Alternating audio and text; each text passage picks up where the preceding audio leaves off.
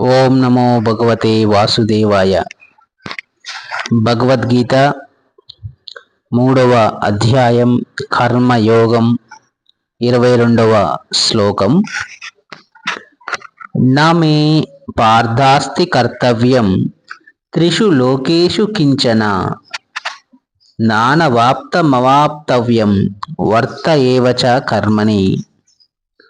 ఓ పార్థ, ముల్లోకములలోనూ నాకు నిర్దేశింపబడిన కర్తవ్యము ఏదీ లేదు. నేను కోరుకునేదేదీ లేదు, దేనిని పొందనవసరమూ లేదు. అయినను నేను కర్మలలో నెలకొంటిని. వైదిక గ్రంథములలో దేవాది దేవుడు ఈ విధంగా వర్ణించబడెను.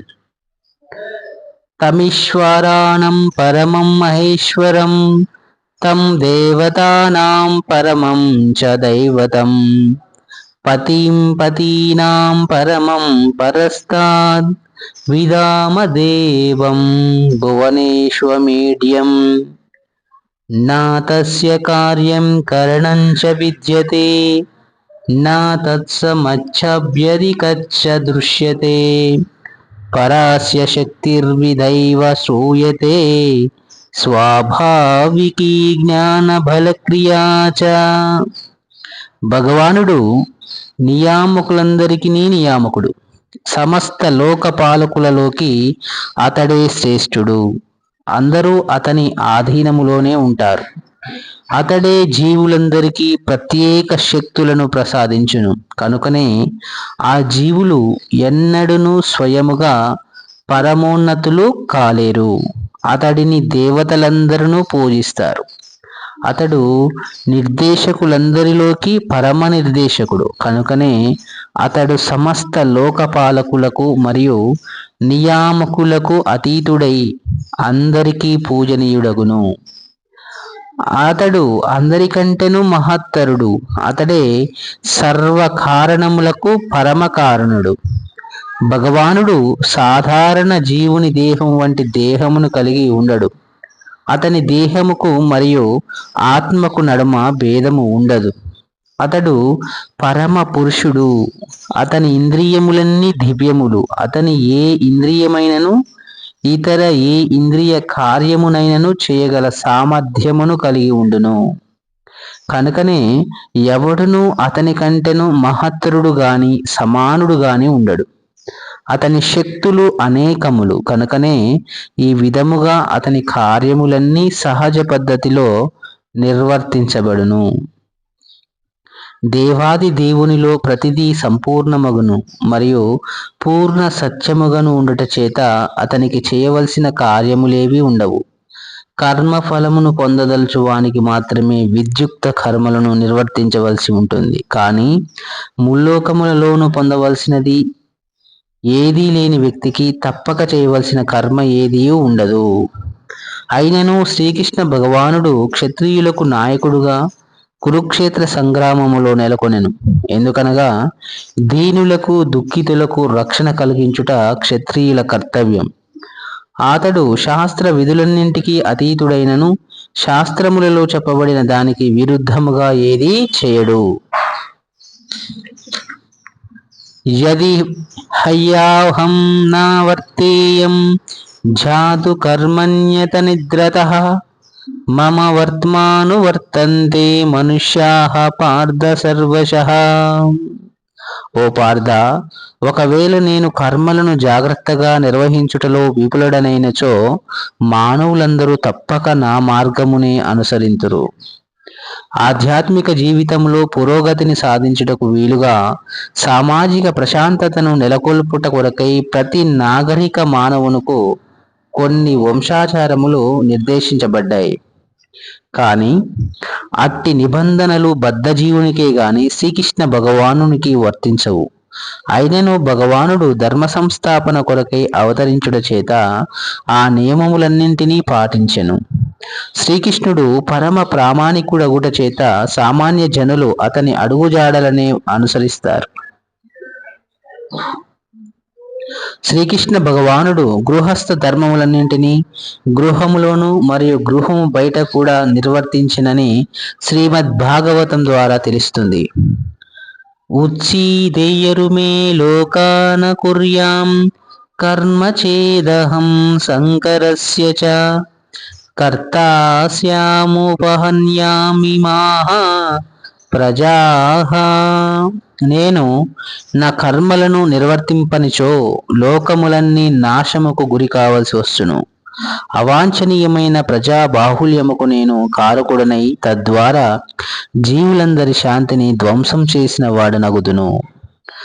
వర్ణసంకరము అనగా సమాజ శాంతికి భంగము కలిగించు అవాంఛనీయమైన ప్రజా బాహుల్యము అని అర్థం.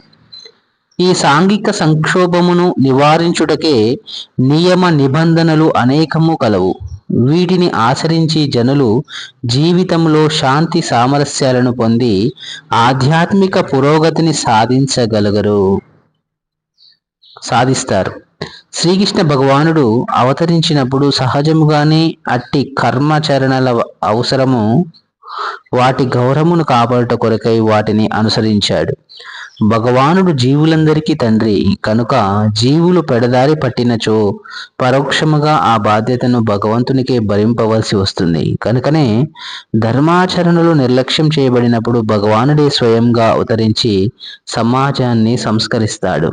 కనుకనే భగవానుని అడుగుజాడలను శ్రద్ధగా అనుసరించవలసి ఉన్నప్పటికీ అతడిని అనుకరించలేమను సత్యమును మనము ఎరగవలెను. అనుసరించుట మరియు అనుకరించుట అనేవి ఒకటి కావు. ఉదాహరణకు శ్రీకృష్ణుడు బాల్యంలో గోవర్ధన పర్వతమును ఎత్తిన లీలను మనము అనుకరించలేము. అది ఎవరికిని సాధ్యపడదు. అతని బోధనలను మనము అనుసరించవలనే గాని అతడిని ఎన్నడూను అనుకరించుటకు ప్రయత్నించరాదు. శ్రీమద్ భాగవతం ఇట్లు నిర్ధారిస్తూ ఉన్నది. నైతత్సమాచరిజ్జాతుం మనసాపి హ్యనీశ్వరః వినశ్యత్యాచరన్ మౌఢ్యధ్యాదారుద్రోబ్దిజం విషం ఈశ్వరానం వచః సత్యం తదైవాచరితం క్వచిత్ తేషాం యత స్వవచోయుక్తం బుద్ధిమాంస్తత్సమాచరేత్. భగవానుని మరియు అతని ప్రామాణిక సేవకుల బోధనలను ప్రతి ఒక్కరును అనుసరించవలెను. ఆ బోధనలన్నీ సర్వమంగళకరములు. కనుకనే ఏ బుద్ధిమంతుడైనను అవి ఉపదేశించబడినట్లుగానే అమలుపరచును. ఏమైనను భగవానుని కార్యకలాపాలను అనుకరించుటకు ప్రయత్నింపకుండా మానవుడు జాగ్రత్త వహించవలెను. పరమశివుణ్ణి అనుకరిస్తూ ఎవరునూ విష సముద్రమును పానము చేయుటకు ప్రయత్నించరాదు. ఈశ్వరుల సూర్యచంద్రాదుల గమనములను నియమించు శక్తి కలిగిన వారి స్థితి మన స్థితి కంటేను గొప్పదని మనము ఎరగవలెను.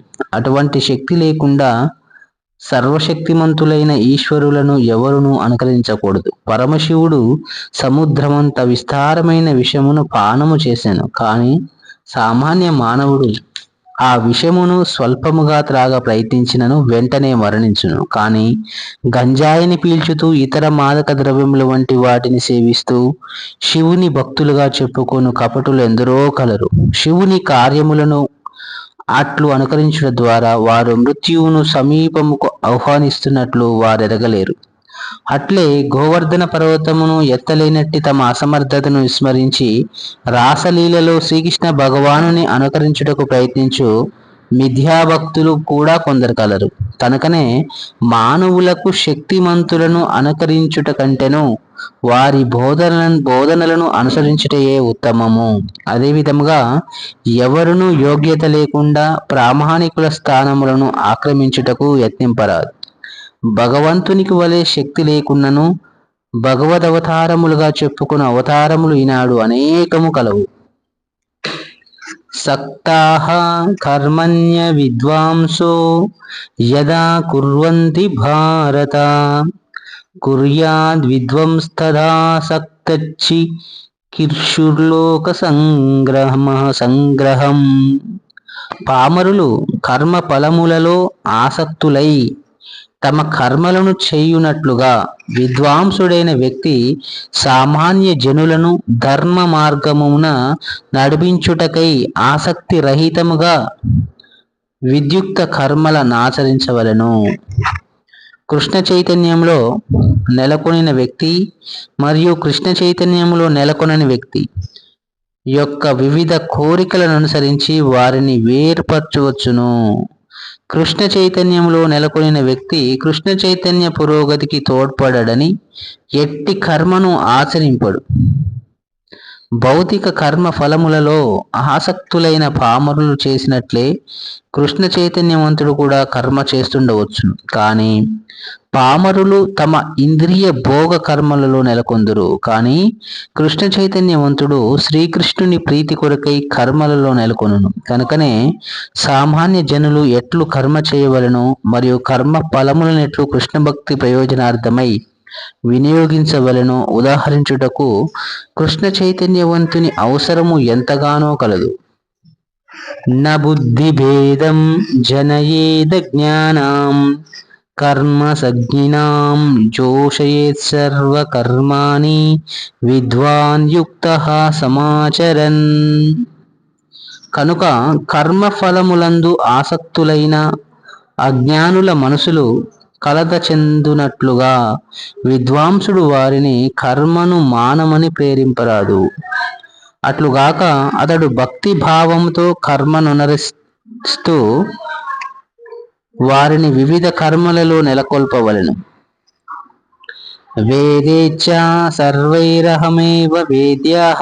ఇదే సమస్త వైదిక కర్మల ఉద్దేశం. వేదములలో తెలుపబడిన సమస్త కర్మలు మరియు యజ్ఞములు లౌకిక కర్మల నిర్దేశాలతో పాటుగా ప్రతిదీ జీవిత పరమలక్ష్యమైన శ్రీకృష్ణ భగవానుని అవగాహన కొరకై ఉద్దేశించబడిన.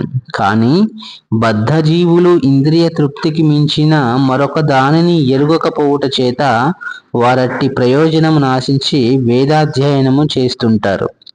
ఏమైనను వేద కర్మల ద్వారా నియమించబడిన కామ్య కర్మలు మరియు ఇంద్రియ భోగములచే మానవుడు క్రమముగా కృష్ణ చైతన్య స్థితికి ఉద్ధరించబడును. కనుకనే కృష్ణ చైతన్యవంతుడు ఇతరుల కర్మలను లేదా అవగాహనకు కలత కలిగించకుండా అతడు తమ కర్మ ఫలములన్నింటినీ కృష్ణ సేవకు ఏ విధముగా సమర్పించవచ్చునో చూపునట్లుగా కర్మలను ఆచరించవలసి ఉంటుంది. ఇంద్రియ తృప్తి కొరకై కర్మ చేయు అజ్ఞాని కర్మను ఎట్లు ఆచరించవలెనో నిజమునకు ఏ విధముగా వర్తించవలెనో అభ్యసించినట్లుగా కృష్ణ చైతన్యవంతుడైన విద్వాంసుడు కర్మలను ఆచరించి చూపవలెను. అజ్ఞానిని అతని కర్మలలో కలతపరచరాదు. కానీ కొంత కృష్ణ చైతన్య భావన వృద్ధి చెందిన వ్యక్తిని ఇతర వైదిక విధానముల కొరకు ఎదురు చూడకుండా నేరుగా భగవత్ సేవలో నెలకొల్పవలెను. అట్టి అదృష్టవంతునికి వైదిక కర్మలను అనుసరించనవసరమే లేదు. ఎందుకనగా విద్యుక్త ధర్మపాలన ద్వారా పొందు ఫలితములన్నింటినీ మానవుడు ప్రత్యక్ష కృష్ణ చైతన్యం ద్వారా సాధించగలుగును.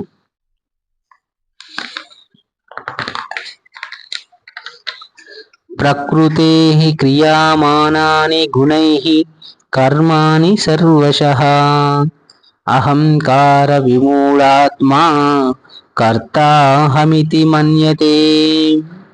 అహంకార ప్రభావంచే విమోహితుడయ్యే జీవాత్మ నిజమునకు ప్రకృతి త్రిగుణములచే నిర్వహింపబడు కర్మలకు తానే కర్తగా భావించును.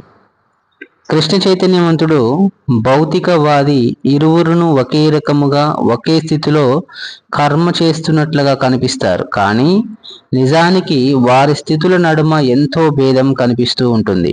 భౌతికవాది అహంకారంతో తానే సమస్తముకు కర్తనని విశ్వసిస్తాడు. దేహ రచన పరమ పురుషుని పర్యవేక్షణలో వర్తించు భౌతిక ప్రకృతి చేతనే ఉత్పాదింపబడినదని అతడెరుగడు. భౌతికవాది చివరకు తాను శ్రీకృష్ణుని నియంత్రణలోనే ఉంటిననే జ్ఞానమును కలిగి ఉండడు. అహంకారంతో నిండిన వ్యక్తి తాను స్వతంత్రముగా వర్తిస్తున్నట్లు భావించును. అది అతని అజ్ఞానమునకు చిహ్నము. అట్టి వ్యక్తి స్థూల మరియు సూక్ష్మ దేహములు రెండును భగవంతుని ఆదేశానుసారమే ప్రకృతి చేత సృష్టించబడినవని మరియు అతని దైహిక మరియు మానసిక కర్మలన్నీ కృష్ణ చైతన్యమును కలిగి శ్రీకృష్ణ భగవానుని సేవలో వినియోగించబడవలెనని అతడెరగడు. అజ్ఞాని ఎంతో కాలముగా తన ఇంద్రియములను ఇంద్రియ భోగ కార్యములలో దుర్వినియోగపరచుట చేత అతడిని దేవాది దేవుడు ఋషికేశుడు లేక భౌతిక దేహములోని ఇంద్రియములకు ప్రభువుగా విస్మరించును. ఎందుకంటే ఇంద్రియ భోగములో ఇంద్రియములను చిరకాలముగా దుర్వినియోగపరచుట చేత నిజానికి అతడు అహంకారముచే విమోహితుడయ్యను. అట్టి వ్యక్తి శ్రీకృష్ణునితో తమకు గల నిత్య సంబంధమును విస్మరింపజేయు అహంకారముచే తప్పకుండా మోహితుడవుతాడు. తత్వవిత్తు మహాబాహో గుణకర్మ విభాగయోః గుణాగుణేషు వర్తంత ఇది మత్వాన సజ్జతే. ఓ మహాబాహో, పరతత్వ జ్ఞానము కలిగిన వ్యక్తి భక్తియుక్త కర్మలకు కామ్యకర్మలకు నడుమ గల భేదమును పూర్తిగా ఎరిగి ఇంద్రియములలోనూ మరియు ఇంద్రియ భోగములలోనూ నెలకొనలేడు. పరతత్వమును ఎరిగిన వ్యక్తి భౌతిక సంపర్కములో తన హేయ స్థితిని గుర్తించగలుగును. తాను దేవాది దేవుడైన శ్రీకృష్ణుని అంశను మరియు భౌతిక జగత్తులో తాను స్థితిని కలిగి ఉండకూడదని అతడెరుగును. అతడు సచిదానంద జ్ఞాన స్వరూపుడైన భగవదంశగా అతని నిజస్థితిని గుర్తించి తాను ఎట్లు భౌతిక జీవిత భావనలో చిక్కుకొనెనో గ్రహించగలుగును. నిజానికి శుద్ధ స్థితిలో అతడు తన కర్మలన్నింటినీ శ్రీకృష్ణ భగవానునకు భక్తియుక్త సేవగా నిర్వర్తించవలెను. దానితో అతడు కృష్ణ చైతన్య కర్మలలో నెలకొని సమయానుసారము తాత్కాలికములైన భౌతిక ఇంద్రియ కార్యముల పట్ల సహజముగానే అనాసక్తుడగును. అట్టి వ్యక్తి తన భౌతిక బద్ధస్థితి పూర్తిగా భగవంతుని ఆధీనములోనే కలదని ఎరిగి ఎట్టి భౌతిక కర్మ ఫలముల చేత కలత చెందడు. పైగా వాటిని అతడు భగవంతుని అనుగ్రహముగా భావించును. బ్రహ్మము, పరమాత్మ, భగవానుడు అను మూడు తత్వములుగా పరతత్వము నెరిగిన వ్యక్తి శ్రీమద్ భాగవతం అనుసరించి తత్వవిత్ అనబడును. ఎందుకనగా దేవాది దేవుని సంబంధములో తన నిజస్వరూప స్థితిని కూడా అతడు పూర్తిగా ఎరిగి ఉండును. ప్రకృతేర్గుణ సమ్మూఢాః సజ్జంతే గుణకర్మసు తాన కృత్స విదో మందాన్ కృత్స విన్న విచలయేత్. భౌతిక ప్రకృతి గుణములచే మోహితులైన అజ్ఞానులు భౌతిక కర్మలలోనే పూర్తిగా ఆసక్తులై ఉంటారు. కానీ కర్త యొక్క అజ్ఞానము చేత ఆ కర్మలు అధమములైనను జ్ఞానవంతుడు వారిని కలత పెట్టరాదు. అజ్ఞానులైన వ్యక్తులు స్థూల భౌతిక భావనతో తదాత్మము చెంది భౌతిక ఉపాధుల భావనలో మునిగి ఉంటారు. ఈ దేహము భౌతిక ప్రకృతి వరము. అట్టి దేహాత్మ బుద్ధి కలిగిన వ్యక్తి మందుడు లేదా ఆత్మావగాహన లేని సోమరిగా పిలువబడును. అజ్ఞానులు దేహమునే ఆత్మగా భావించుదురు. అటువంటి వ్యక్తులు దేహముకు సంబంధించిన వారిని బంధువులుగా భావిస్తూ జన్మించిన ప్రదేశమును పూజ్యస్థానముగా మత ధర్మ కార్యములని సర్వస్వముగా భావించుదురు. సామాజిక సేవ, జాతీయ భావము, పరహితమును వాంఛించుట అనేవి అట్టి భౌతిక భావనాపరుల ఉపాధులతో కూడిన కొన్ని కార్యకలాపాలు. అట్టి ఉపాధుల భావనలో వారెల్లప్పుడూ భౌతిక జగత్తులో మునిగి ఉంటారు. వారు ఆధ్యాత్మికానుభూతిని మిథ్యగా భావించడం చేత వారు దానిలో ఆసక్తిని కనపరచరు. ఏమైనను ఆధ్యాత్మిక జీవితంలో జ్ఞాన వికాసము చెందిన వారు అట్టి భౌతిక కార్య నిమగ్నులైన వ్యక్తులను కలత పెట్టక తమ ఆధ్యాత్మిక కార్యక్రమాలను ప్రశాంతముగా కొనసాగించుటయే ఉత్తమము. అట్టి మోహగ్రస్తులైన మానవులను అహింస మరియు భౌతిక ఉపకార కార్యముల వంటి ప్రాథమిక నీతి సూత్రాలలో నెలకొల్పవచ్చును. అజ్ఞానులైన వ్యక్తులు కృష్ణ చైతన్యములోని కర్మలను అభినందించలేరు కనుక అట్టి వారిని కలతబెట్టి విలువైన కాలంను వృధా పరచరాదని శ్రీకృష్ణ భగవానుడు మనకు ఆదేశిస్తూ ఉన్నాడు. కానీ భగవంతుని ఉద్దేశం నెరిగిన వారగుట చేత భగవద్భక్తులు భగవంతుని కంటను అధికమైన దయను కలిగి ఉంటారు. ఎందుకనగా వారు భగవంతుని ఉద్దేశమును ఎరుగుదురు కనుకనే వారు అజ్ఞానుల దగ్గరికి వెళ్ళి వారికి అత్యవసరమైన కృష్ణ చైతన్య కార్యములలో నెలకొల్పుటకు యత్నించుట వంటి అన్ని రకముల కష్ట నష్టములు అనుభవించుటకు అంగీకరించుదురు. శ్రీమాత్రే నమః.